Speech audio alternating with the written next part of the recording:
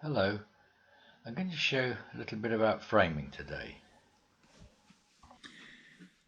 Now the moulding has had 2 coats and it's nice and dry now, and I've got a length over from previous frames, so I'm going to use this one first, and I'm going to frame this picture here.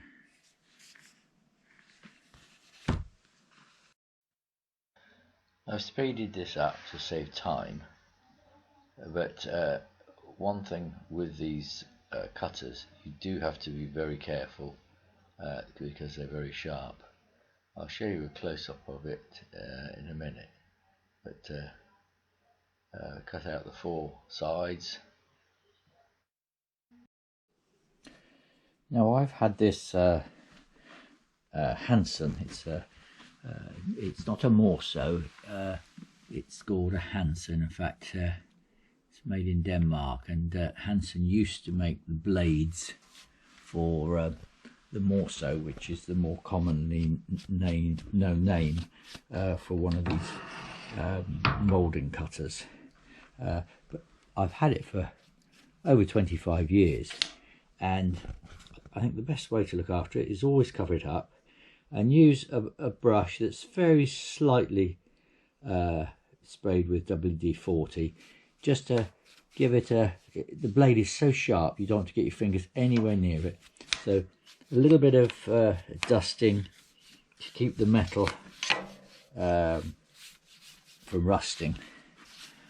I have seen some of these machines not looked after, and they can rust, but they're nicely made machines, and they do a very good job.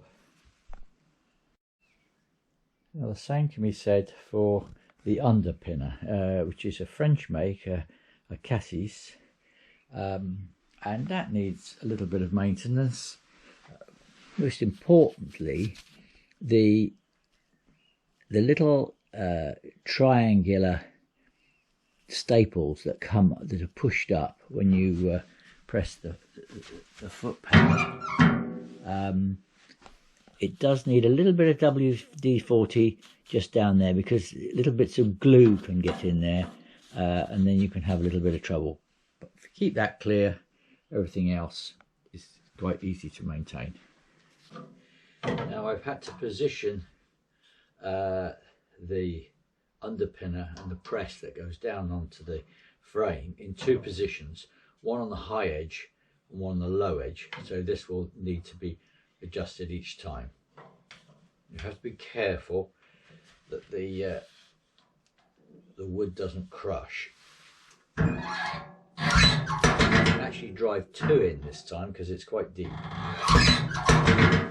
Drives them one on top of the other. The second position, I have to lower the press, and I'll only put 1 in. Then this has to be raised again for the next one.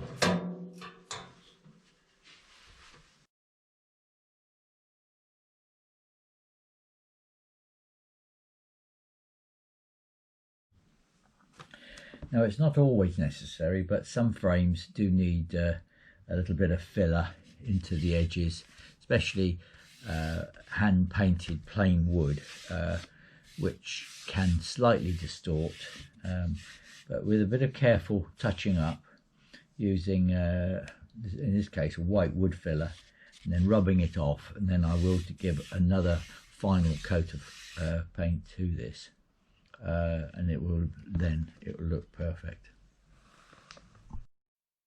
Well, that's a brief demonstration how I frame a picture. Anyway, goodbye for now.